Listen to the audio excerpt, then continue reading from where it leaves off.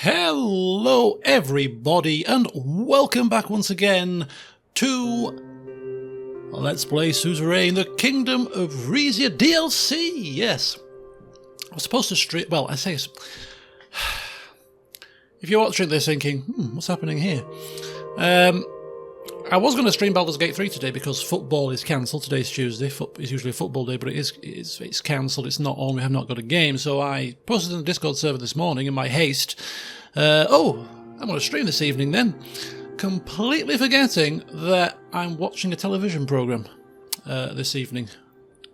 So I don't usually watch a television programme live. I just kind of watch it in a catch-up, but I did promise to watch it with a friend. So, yeah, no stream this evening. So instead, I thought, you know what? I've got some time before I go and watch this TV show. I'm going to do another session, another Codex session of this, the second of 3. My next planned stream of this is actually going to be on Sunday.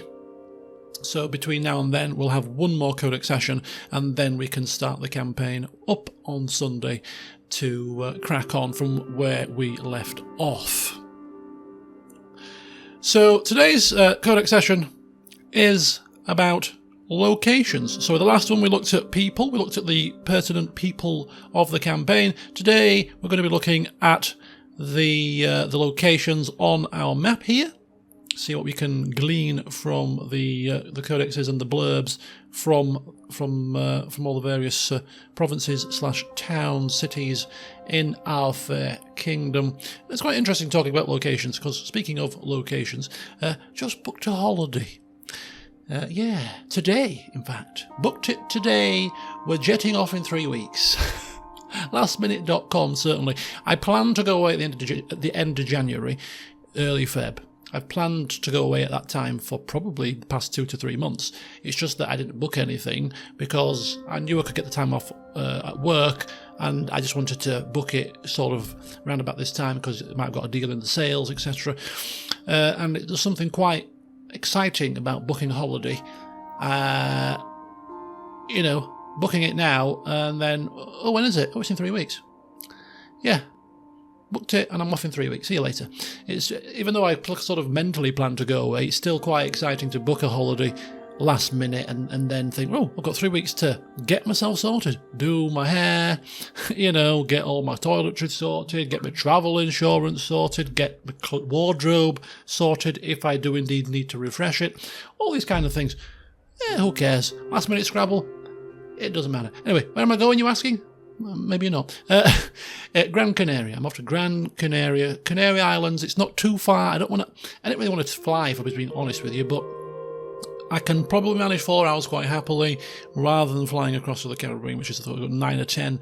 I'm sure I can, you know, cope with a 4, and you know, it's average temperature 20 or early 20s at this time of year. It is the cold being average temperature 21, coldest month of the year over there. However, they're having a bit of a slight mini heat wave over there at the moment, and it's 28 this week. I'm like, oh, it won't be 28 when I turn up, because I never have that kind of luck. But anyway, we'll see. So yeah, looking forward to that. But anyway, let's get to the Codex reading, and that is going to start with the territory of Zeal. We had a little bit of information about that through the original sort of, the first stream session. But let's take a look at it properly. So, territory of Zeal. Leased territory. Yeah, it's not like leasing a vehicle, this is it. We're leasing territory. It's quite important. There it is. Leased territory. The territory of Zeal. Located at the northernmost tip of Rizia by the Strait of Krelek. Underwent significant transformations beginning in the late 19th century. Initially a fishing hub, the region's focus shifted to tourism with the development of spas and resorts, drawing visitors from Lesbia and inland Rizia. This period of prosperity was interrupted by the discovery of gold, leading to substantial industrial development for mining, overseen by Rizia Imperia. The resultant economic shift brought about significant changes in the region's landscape and society.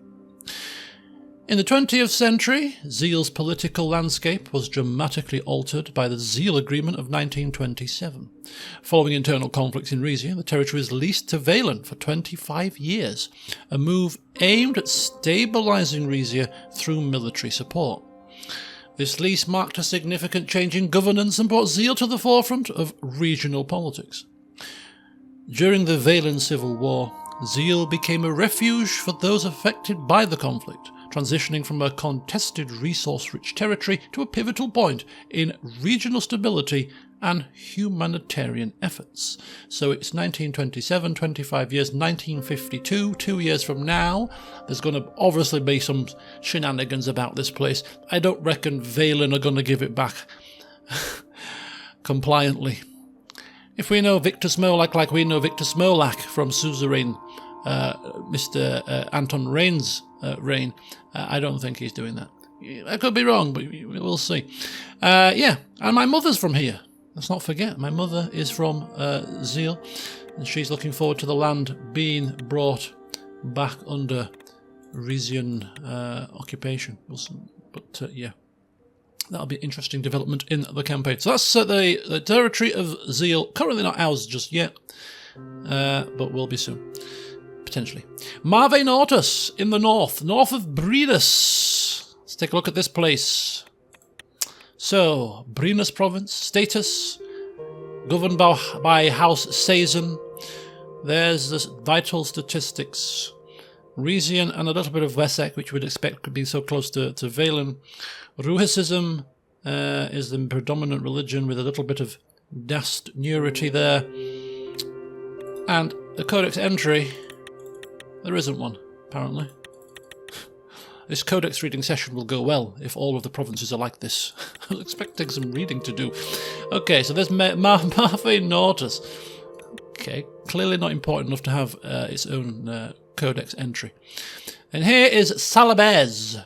Salabez. Oh, there's a Codex entry for this place. I wonder if that's a glitch or if there's just no Codex entry.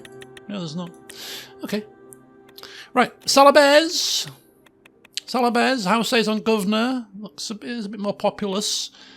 Yeah, look at that, we've got a right little mix of ethnicities here. You've got a bit of Durdian, a bit of Morellan, a bit of Bloody, even a bit of Bludish. Remember those guys? Rizian, of course, predominant. A few Essex too. We've also got Golcondism here too, which is probably not going to go down well on the whole. Ruhicism, still quite dominant. Dastnurity too. So, Salabez. Salabez, medium-sized coastal city in the Rizian province of Brenas, governed, of course, by House Suzerain. It was founded in the early days of the Resonid Empire. It developed a diverse and robust economy, with strengths in shipping, finance, and later tourism. As patrons of the arts, the Suzerains have invested heavily in the city's cultural scene, particularly the programming and upkeep of the Arena Salabez, Rizia's most renowned open-air theatre and an Escan heritage site. The arena is centrepiece of the Oceanside Culture District, which also includes galleries, museums and several smaller performance halls. Since the 1930s, Salabez has also been a port of call for asylum seekers and guest workers from Valen and Durdia. These new arrivals are generally housed in low-income blocks in the Salabez suburbs, while the historic city centre is occupied by wealthy residents and tourists.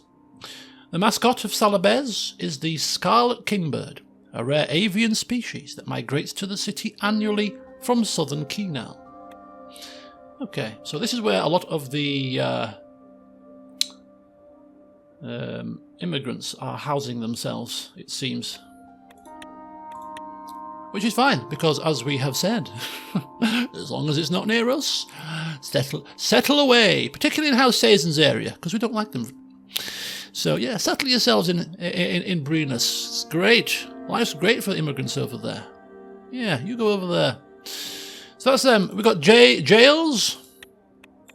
Oh, that's got right up too. So Jails, Brenas province.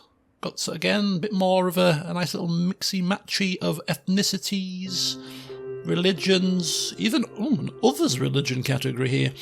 House Suzerain Governor. There's a holy site here.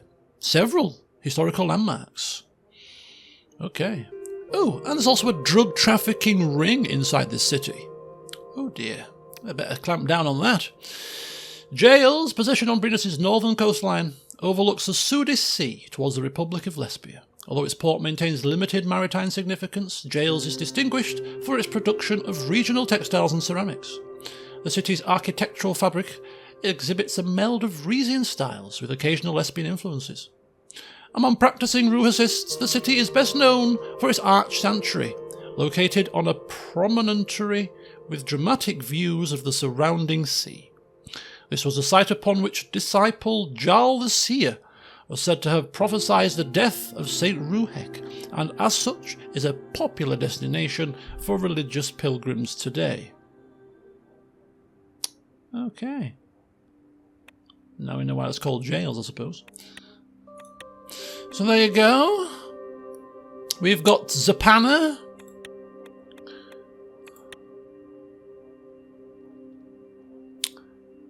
Got some Rumbergians here, and Dasnurity and Ruhasism, so much less mixed here, and Rumbergians are the more favoured immigrants.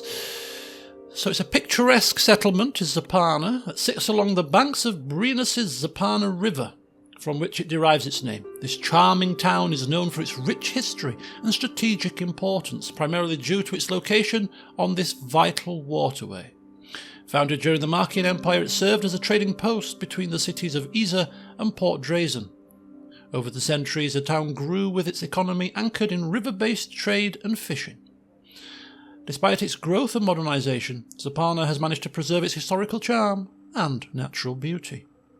The river's banks are dotted with lush greenery and parks, while the buildings along the waterfront display a mix of Rizian, Brina and Musa architecture. Recreational boating has become a recent draw, with numerous river cruises between Zapana and Isa departing daily. Oh, I'm all for a river cruise. River cruise, afternoon tea on the river. Oh, absolutely fantastic. What a lovely, lovely, lovely afternoon one could have. But you've got to step into Brenas to experience that, so perhaps not for us. Where the king will go where the hell we please. Argno, down in the south, bordering Morella. Hence, there's a decent chunk of Morellans down here, as you would expect. There's also a drug trafficking ring here. The one in the south, and there's one in the north. They've got all bases covered, these drug trafficking people. So this is Argno, adjacent to Morella, chiefly recognised for its extensive gold mines. These mines are some of the most productive within Rizia and have shaped the city's history and economic trajectory. Historically, Argno's proximity to Morella facilitated trade, with gold often being a central commodity. As a result, a network of traders, merchants and craftsmen established themselves in the city, contributing to its growth and prosperity. Modern Argno continues to be a major player in the national gold industry, with mining infrastructure and related businesses being prominent features of its landscape. The city also serves as a vital checkpoint for cross-border trade and relations with Morella. Okay. There you go there. So that they are the regions, or the cities, if you will, within Brenas. Got some places that have got some sort of historical, religious history. Places that are nondescript, river cruises. Gold mines, the big gold down here. So, yeah, a little eclectic mix of things in Brenas. So we'll move then, I suppose, we'll move down south here to Cardesse-Montaklar. So here is Nelvisa, House Zaro, of course, and there's an oil field here, but the oil fields are drying up, aren't they? Rizian and a mix of others, so much more prominent Rizian in population down here, not quite so diverse. Let's have a look. So this is Nelvisa, a town in northern Cardesse-Montaklar, a former agricultural community now best known for its eponymous oil field. Discovered in 1895, the substantial reservoir transformed the town into a pivotal player in Rizia's burgeoning energy industry. Nelvisa's rapid development over the ensuing half-century has been fueled by the influx of workers and businesses attracted to the lucrative opportunities presented by the oil boom. The presence of the oil field has had a profound impact on Nelvisar's economy and demographics.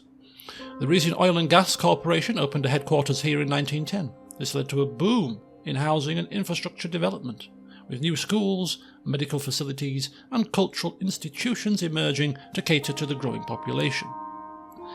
With the oil field now on the verge of depletion, Nelvisar's leaders and ROG representatives are currently in talks about the future of the town and its resources. Yeah, what are you going to do when your oil dries up? You've lost your main source of, financial clout. Folce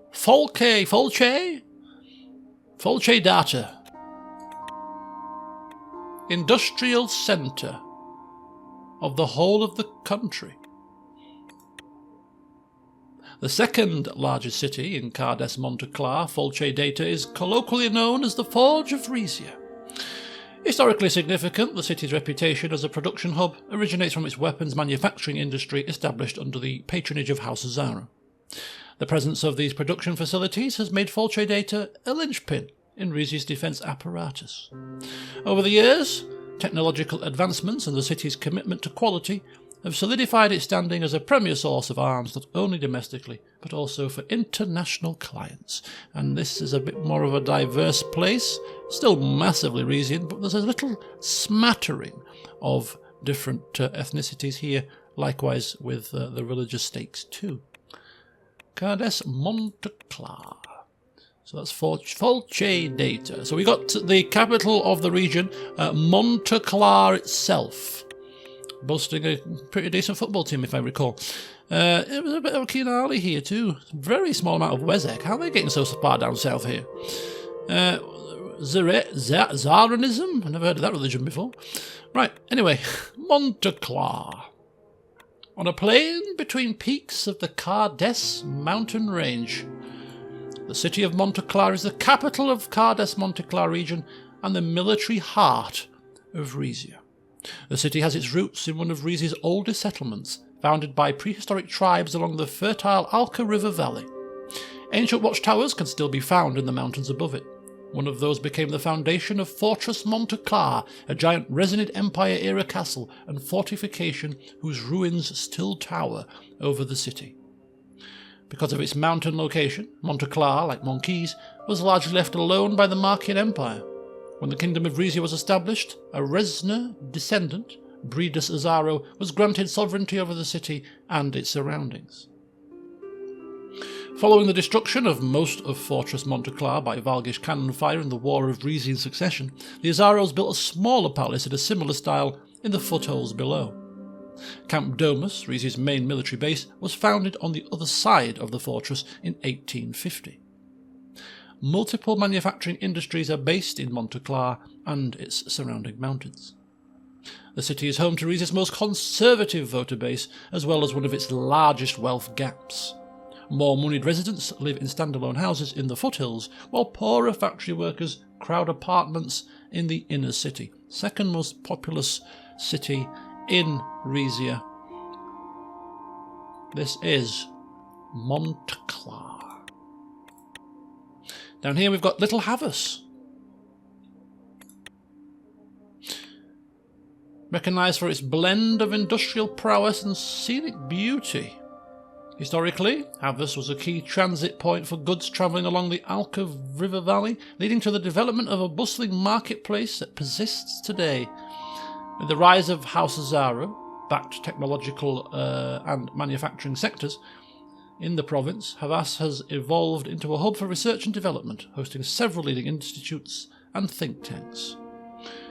Beyond its economic contributions, the city is flanked by the Lyrian Hills, providing residents and visitors with picturesque hiking trails and panoramic views. And again, we've got a little bit of a hodgepodge of ethnicities and religions. So they are the Montaklar regions. We've got two regions right to the far south, which we'll cover, I suppose, at the end, because they're a little bit unique, I feel. So let's go over to Valenqiris. So we'll start with the little tiny towns. Your little mermy here. House Taurus. The mighty House Taurus. Look at that. Ruicism 100%. 90% Rizian. Yeah. That's what we like to see, isn't it? There we go. Little Mermy. Small coastal town. Its economy has traditionally been based on fishing and small-scale agriculture, with its residents leading a simple, unhurried lifestyle that has remained largely unchanged over the years. It does not boast the grand vineyards or bustling downtowns found in other parts of Valenqiris. Instead, it offers serene beaches and hidden coves. During the Reclamation War, Mermy was temporarily transformed into a military base. The remnants of the military installations were mostly removed, leaving behind only a few structures that have since become historical landmarks, serving as a reminder of Mermy's brief but significant role in Rizian military history. Further north we've got Little Topaz too.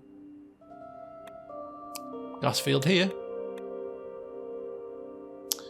Topaz is in close proximity to the prominent Valenqiris National Gas Field. Historically a modest fishing village, the discovery and development of the Valenqiris field transformed Topaz into a bustling urban centre equipped with state-of-the-art processing and shipping facilities. Beyond its industrial significance, the city has attracted a myriad of professionals and specialists, making it a hub of technological innovation in the energy sector. Additionally, the local economy benefits from secondary sectors like service and hospitality, catering to the influx of workers and business travellers, hence why it explains there's a fair little mix of other ethnicities, including some that we haven't seen before or paid heed to. Nibian? Zanzans? Joliaism? The hell is that about?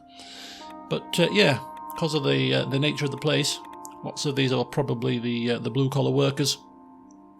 Little Topaz. So then we move to Benivon, right next to a lake. Oh, there's a holy site here too. On the shores of the pristine Lake Even in Valenqiris, the small town of Benivon holds outsized importance for the province and for Rizia as a whole. The ivy-coloured Benivon Academy is one of the kingdom's most prestigious institutions, dedicated to the upbringing and education of boys from Valenqiris' noble families. The academy is known for its rigorous curriculum, which includes classical studies, modern sciences, languages, and military training. Its sprawling lakeside campus employs a great proportion of local residents. Oh yes, again, it's a bit Durdians here. The town's other significant attraction is the Benivon Ark Sanctuary, an ornately decorated and painstakingly upkept religious site. Its design incorporates reflective elements, creating an immersive experience where individuals commune with the divine through the mirrored surface of the lake. That sounds actually quite peaceful, quite nice. So there's Benivon. We've got Kalis, another holy site here too.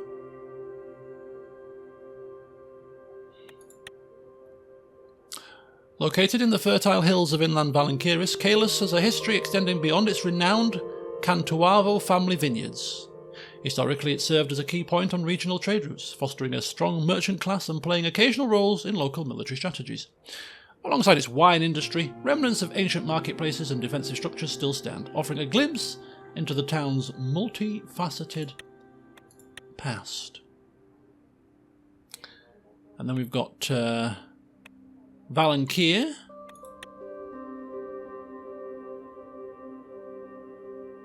Okay, again. Got some smattering of other people.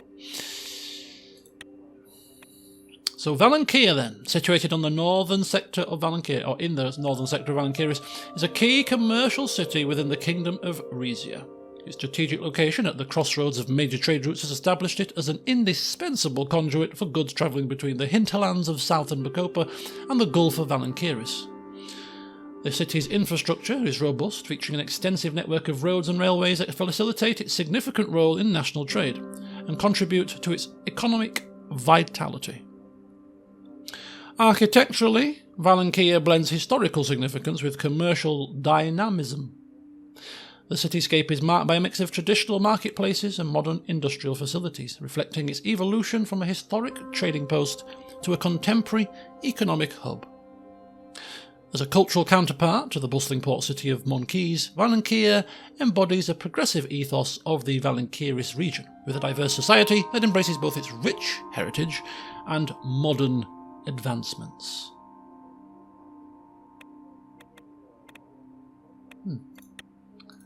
Okay, and the capital of the region, of course, is Valenqiris, a place where we have spent a lot of our time.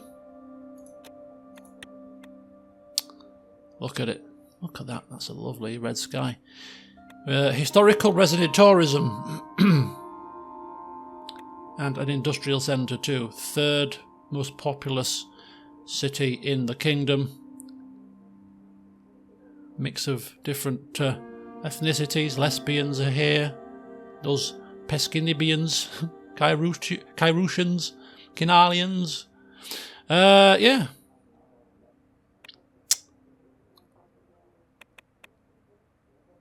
Have a look. The capital of Valenqiris and the ancestral seat of House Taurus. It has been Rizia's most important port since Pales came under Valgish control in the 17th century and serves as a crucial gateway between inland southern Macopa and the Antasean Sea.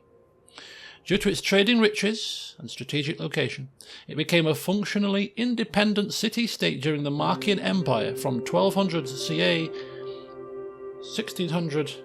the hell is all this? From 1200 CA, 1600, it was only nominally under Marcian control. This reads a bit funny.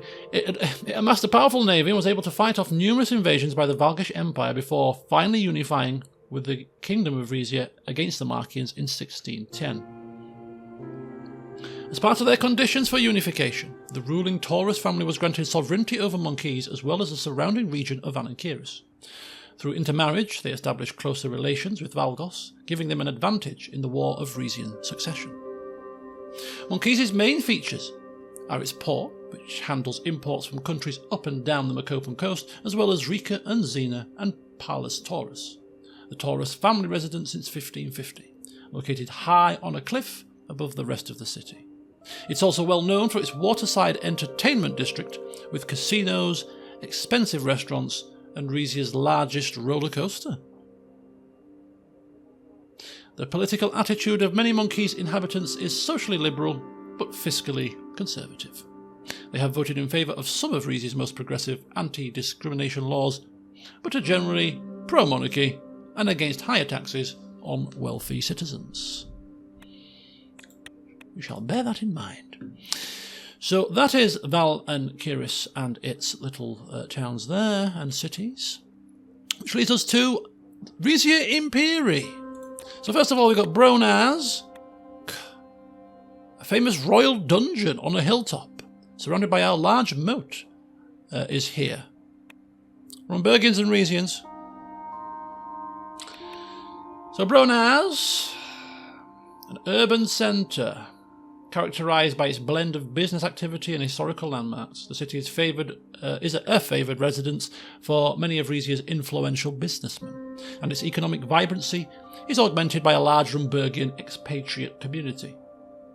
This relationship has fostered increased business collaborations and cultural exchanges between Rizia and Rumburg. Moreover, the fusion of Rizian and Rumburgian cultures in Brenas has given rise to a unique urban landscape, where modern corporate offices stand alongside traditional marketplaces, creating a vibrant atmosphere. And finally, classical concert time. No, it's Port Drazen, capital of Rizia. Historical resident tourism is here, industrial centre. And as you would expect in a large city, there is a fair mix of religions and ethnicities from all over the damn place. But here it is, Port Drazen. There's a big write-up here too, as you would expect. The federal capital of Rizia, as well as the capital of the Rizia Imperia district. The city and its suburbs constitute the third largest metropolitan area in southern Mokopa. The city began as a pair of settlements by southern tribes, Drazen, on the southern bank of the Zapana River, and Port Novo to the north. With the building of Palace Resna, the imperial residence of the Resna family, Drazen became the capital of the Resanid Empire, while Port Novo flourished as a hub of fishing and commerce, as well as trade with Lesbia. During the Marcian era, a stone bridge was built across the river to unify the two cities, and it was later replaced by a cable suspension bridge, the first to be built in Rizia, as we can see here. Following the War of Rizian Succession, Port Drazen and the land around it was designated the Rizia Imperia district. In the late 19th and early 20th century, banks and corporations began moving there to take advantage of the region's relatively lax tax laws. A large number of them settled in former Port Novo, which today is dominated by high-rise buildings. The port remains one of Rizia's most important shipping centres, especially for exports. The main feature on the Drazen side of town is Palace Resna, which expanded several times over the centuries to include multiple wings and sprawling grounds. Beside it is the House of Delegates, a more modern building constructed after the 1926 uprising. Outside the government zone's gates is a large square with a fountain in the centre where parades and other gatherings take place. To the west of the palace is Drazen Old Town, a pedestrian-only area under historic preservation. Its most prominent feature is the art sanctuary of Zilba, an ornate Neurist house of worship built in the 1700s. In the mountains on the northern outskirts of town, a funicular railway leads to the Cave of Monarchs, a stone mausoleum housing the remains of Rizia's previous kings and queens. Oh, cool. Right, so we have got write-ups about the actual areas too. So we'll read those, and then that shall conclude our locations codex session, with our final session being the other codex for things that we haven't seen yet, such as the palace and, other little things that we can take a look at, just for that added extra bit of knowledge and flavour. So, Rizia Imperia then. This is the province now. Smallest and most densely populated province, and it is distinguished by its central role in the nation's governance and economy. Encompassing the capital city of Port Drazen and its larger metropolitan area, the province is governed by a provincial councillor under the direct oversight of the central government and the royal family. This unique administrative arrangement highlights its importance in the national political landscape and its close connection with the country's central authorities.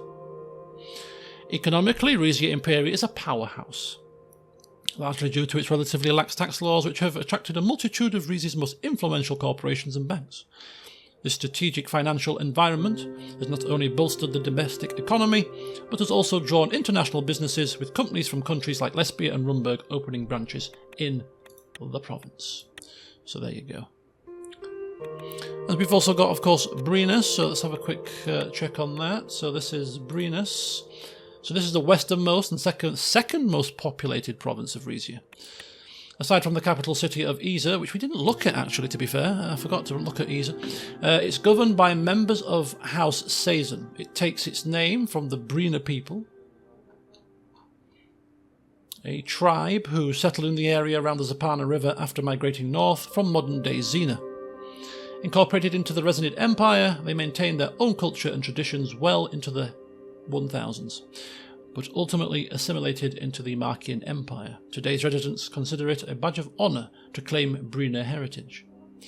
As the region increased in strategic and economic importance, a ruling class of merchants and aristocrats emerged. A handful of noble families ran fiefdoms in the countryside, while alternating control over the city-state of Iza and the ports of Zeal, Jails and Salabez. Advisory councils were established to maintain the balance of power between the families, and in the case of Iza, had the responsibility of selecting the reigning duke.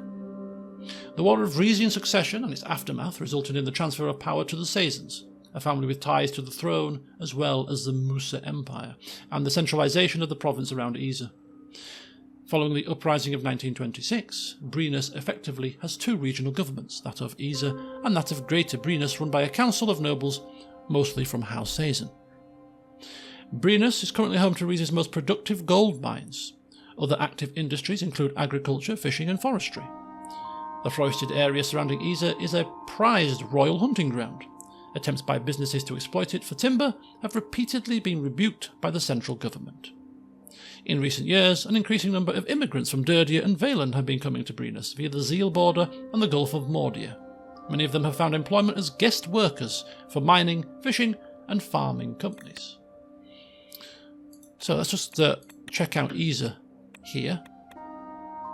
The police forces are overburdened, apparently. So Rizia is the third largest city in Rizia, and the capital of the Brenas region. It is famous for its university, as well as its multicultural population and historically liberal attitude compared to other Rizian cities. It was founded as a merchant republic on the ancient trade route between the Mark, the Rezunid Empire, and the Musa Empire. With the wealth it amassed from traders, the city built Rizia University, the first centre of higher learning in Rizia. Students were sent here from all over the Markian Empire.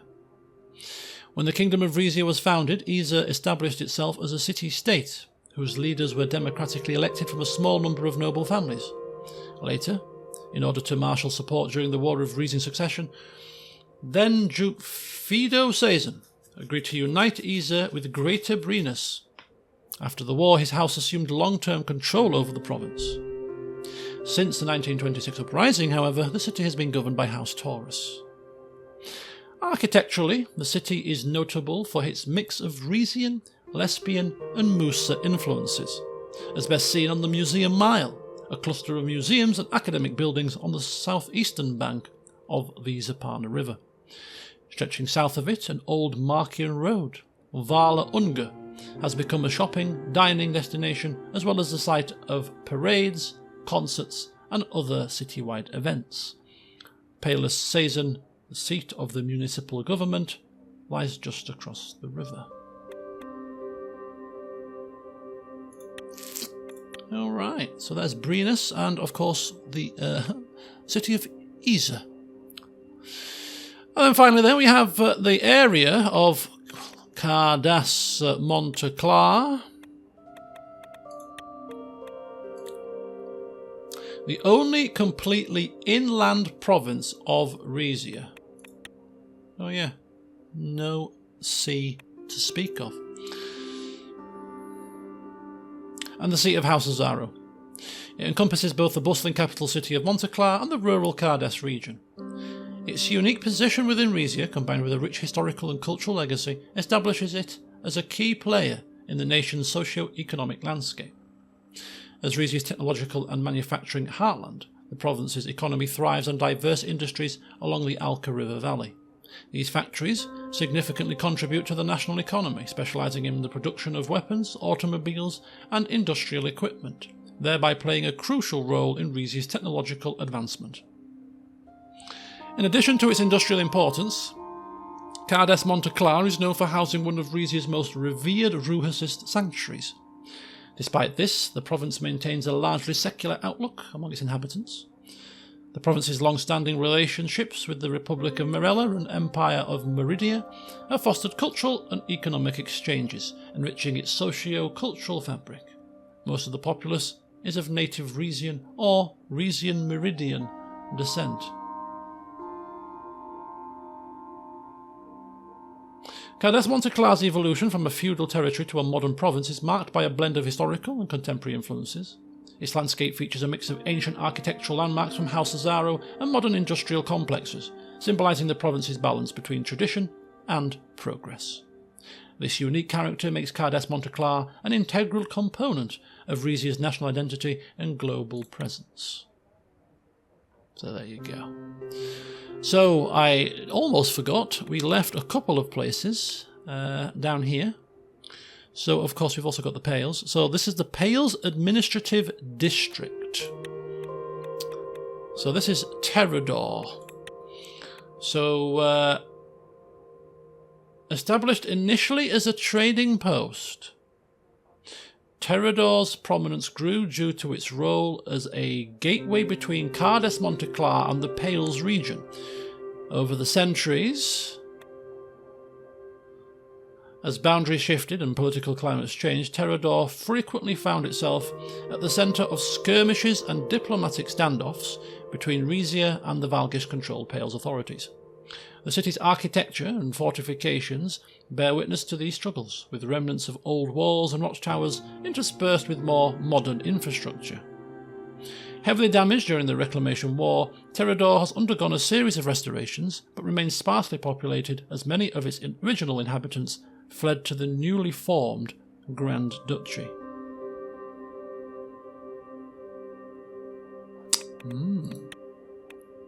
And we control this area. And then finally, Fort Ailes. The capital of what is now known as the Pales Administrative District. Fort Ailes has a storied past, rooted in the geopolitical shifts of the region. Originally established as a military outpost during Rizia's early control of the Pales Peninsula, it played a key role in regional defences. After its annexation by the Empire of Valgos in the 1700s, Fort Ailes transformed into a centre of commerce and trade, adapting to its new administration. Its architecture reflects this period with a blend of Rizian fortifications and Valgslandian colonial designs. Following the revolution in Valgsland and the subsequent conquest of the city by Rizia in the Reclamation War, Fort Ailes underwent a revival, with many of its historic structures restored.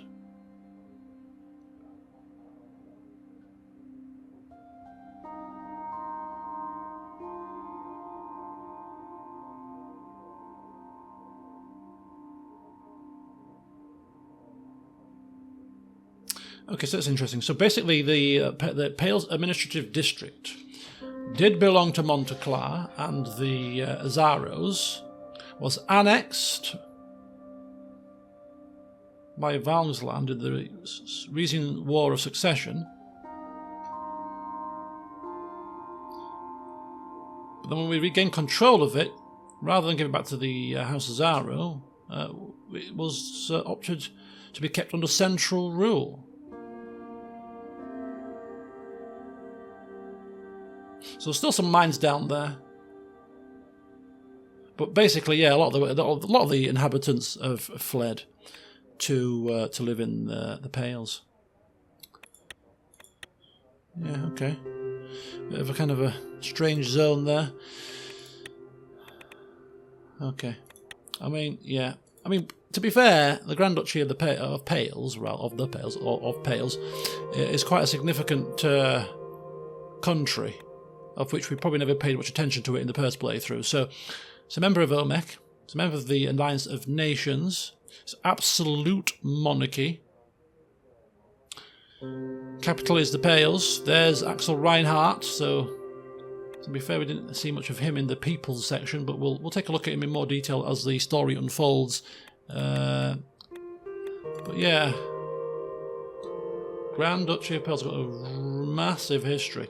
So I've been going for 45 minutes here, so we'll hold fire on this one. I think, again, as anything sort of flares up with the Grand Duchy of Pales in the playthrough itself proper, we'll take some time to read through maybe the history of the place, take a look at their leader, as we make any sort of decisions that might impact upon this situation. Right. Perfect then, so we're done. So there you go, there's a little bit of flavour about our kingdom, the cities and coastal towns within. So yeah, next session will be the final Codex session, where we'll just mop up some of the other sort of miscellaneous Codex entries, and then we'll crack on with the campaign proper. Me, no doubt, wearing my crown, wielding my goblet of Ribena, because I'm now teetotal, apart from a Friday and Saturday. And yeah, we'll see how the campaign progresses. But enjoy the rest of your evening, folks, and until next time, I'll see you soon.